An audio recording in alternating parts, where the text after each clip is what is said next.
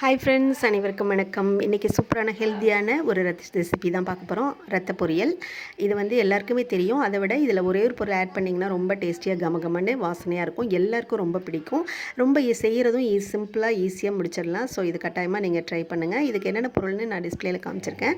அது ஒன்று ஒன்றா நம்ம ஆட் பண்ண போகிறோம். கொஞ்சமாக எண்ணெய் விட்டுக்கோங்க, ரொம்ப எண்ணெய் தேவையில்லை. அப்புறம் கடுகு போட்டு சோம்பு போட்டிங்கன்னா நல்லா வாசமாக இருக்கும். அதுக்கப்புறம் கடலைப்பருப்பு, வெங்காயம், பச்சை மிளகாய், கருவேப்பிலை இதெல்லாம் போட்டு நல்லா வதக்கிக்கோங்க. அப்புறம் வந்து இஞ்சி பூண்டு பேஸ்ட்டும் கொஞ்சமாக போட்டுக்கோங்க. இதோட பச்சை வாசனைலாம் போன பிறகு நம்ம வாங்கி வச்சுருக்க அந்த ரத்தத்தை வந்து கொஞ்சம் தண்ணியில் ஒரு அலசிட்டு இது கூட சேர்த்துக்கோங்க. அப்போ வந்து நம்ம கையால் நல்லா பிசைஞ்சு விட்டுறணும். அப்போ தான் வந்து ஈஸியாக இருக்கும், நல்லா வெந்துடும். ஸோ அப்படியே இதோட ஆட் பண்ணிக்கோங்க. இதில் உப்பு ரொம்ப சேர்த்துறாதீங்க, கொஞ்சமாக போட்டால் போதும். அதிலே உப்பு டேஸ்ட் இருக்கும். இதில் முக்கியமான பொருள் இந்த கரம் மசாலா தாங்க. இது கொஞ்சம் தூவி விட்டு செஞ்சு பாருங்களேன், அவ்வளோ அருமையாக வாசமாக கமகமன் இருக்கும்.